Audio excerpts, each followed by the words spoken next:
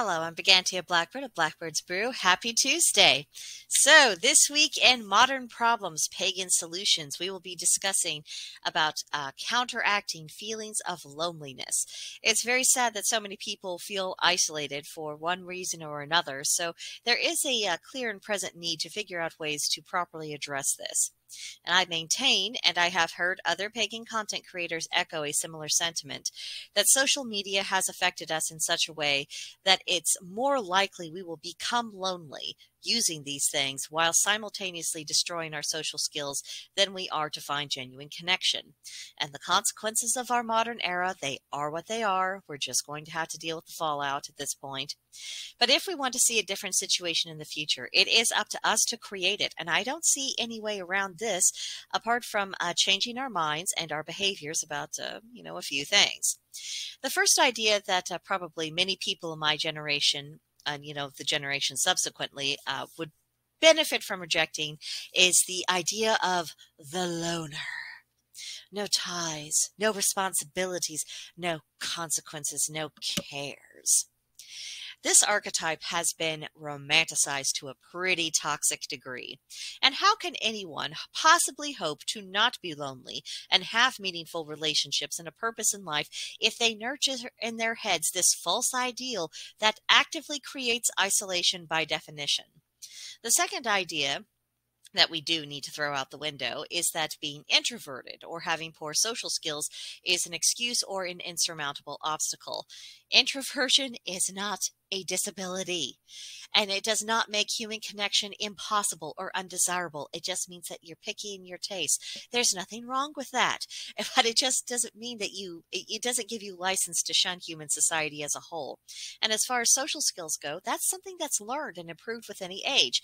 Now, it does come more naturally to some people than others, but that doesn't mean that those who don't automatically fall into that category can't learn from it. I mean, my goodness, we have eyes, we have ears, we can observe, we can watch people interact, we can figure this out, and we can practice. Practice makes better. But whatever mental obstacles we struggle with on this matter, it is a vital first step for us to reject ideas that are going to work against our goals. And most of us have struggled with the rather bad habit of lying to ourselves. And it is a lie that human connections are beyond our reach. And that's oftentimes one of the first lies that people really have to deconstruct within themselves. Now, the next step is to adopt a goal of consciously practicing patience. Relationships between individuals and tribes of, great groups of communities, these things are not formed overnight. And even if you have people who just kind of click, it takes time for them to get to know each other properly, to have some shared history together and to bond in a genuine way. And yes, it will feel awkward at first, but it starts with learning how to have a conversation. And yes, this will involve the dreaded practice of small talk. And few, if any of us, are fans of that. But we have to begin somewhere. And, whether we like it or not, it's a lot easier to start with, casual, non-controversial, superficial topics to serve as a baseline where you can kind of feel someone out, where you can, form a foundation of mutual goodwill of, I'm not here to attack you.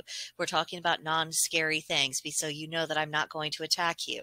It's essentially, if putting your gun by the door, if you wanted to put it into Old West terms, small talk helps people kind of break the ice, and it helps them realize, okay, I don't have to be as on guard with this person. There's some mutual goodwill there. So it actually does have a function. I know it's still icky. I know it's not fun. I know we would all rather talk about more interesting things, but we have to do sometimes the boring things as a foundation in order to get to more interesting things. Now, when it comes to online communities, these are generally formed around people who have common interests, as are, in-person, face-to-face clubs. Now, when you have something in common with someone, that's an automatic icebreaker because you can always ask them a question or throw out an opinion or ask their view about something that relates to the topic at hand or, the purpose for the group. And you can just kind of build up from there. And once a discussion has actually begun, it's important to allow it to flow and to evolve organically and, when time comes, to end gracefully. A conversation is not about ticking boxes. It's not about winning arguments. If you want to have a debate, there are structured ways to do that, but not every conversation needs to be debate. But it comes back to that idea of establishing mutual goodwill, of having a modicum of trust between people and this foundation to build upon in the future. So joining a group of any kind, whether it's online or in person, that might be the easiest way to kind of stick your toe in the waters of community building and becoming part of one. So if that's the route you decide to go, choose something you're really interested in or that is really relevant to the way you live your life. And then look for a group that shares your passion. Now, that being said, it may be that you aren't going to find an established group, at least perhaps not readily, or maybe groups that you have encountered aren't necessarily the best fit for you. And in that situation, it's up to you to build something from the ground up. It can be done. I mean, if the prospect feels daunting, rest assured you are not alone. I face it every day. And it's a feeling that I think is shared by every person who has ever begun any kind of group of any kind, because you might be passionate about something. You might think that something that matters is important and that you're working towards an important goal, but you don't know if other people will share that interest or that they will have your similar priorities, or if that interest could be sustained, or if you're doing a good job ensuring the group is fulfilling its purpose and serving people's needs and doing what it was set out to do. So the formation of a group, whether you're good at this or bad at this, it is an act of will. That will has to be powered by a genuine belief in that there is a need for this group, and it is only going to be sustained by you having faith in that purpose and faith in yourself.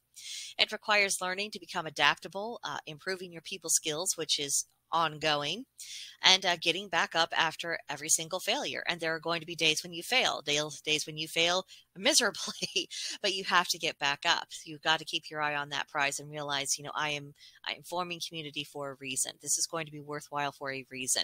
And it is incredibly rewarding to attempt, whether you have a small success or whether you're able to really found a large interactive group. You learn so much about human nature, and along the way, you're quite likely to be lucky enough to make real friends. Even if you have a lot of people in the group who are just kind of acquaintances or they're on the periphery as wallflowers, there are going to be people along the way you really like them, they really like you. You do click and you do form a proper bond. And once you have a good friend group, that serves as the foundation for a larger tribe. And then that can expand your sphere beyond, your relatives, your children who you happen to be married to, because the more ties we create for ourselves, the less isolated we feel. And oftentimes the healthier we are. You do have the power within your own hands to improve your personal situation in this regard, if you decide to devote the time and energy required to effect real change. But it can be done. It's in your hands. So that's my take on that. Any reactions you might have, please leave them for me in the comment section below. Or better yet, come visit me on Guilded. Our server is called Blackbird's Brew. The link to join us is in the description box below. Come have a conversation with us. Talk about your own questions and your concerns and your desires when it comes to pagan community building. Where are you at with all of this? What have you seen that works? What are some pitfalls that you've think need to be addressed, but somehow haven't been? Bring that to the group. Let's talk about it a little bit more, because it isn't just about our own little circle we're building at Blackbird's Brew. We're also getting in contact with other pagan groups. We're trying to form essentially diplomatic relations with those. And let's not forget, there's a lot of our pagan brothers and sisters out there who are part of groups we've never heard of, who are completely isolated and on our own. We are gradually starting to come together and expanding to where, we're not as disconnected as what we were a generation ago. So it's important, and everyone can contribute something to that. But that's all I have to say for right now. I will see you guys in the next video. Bye.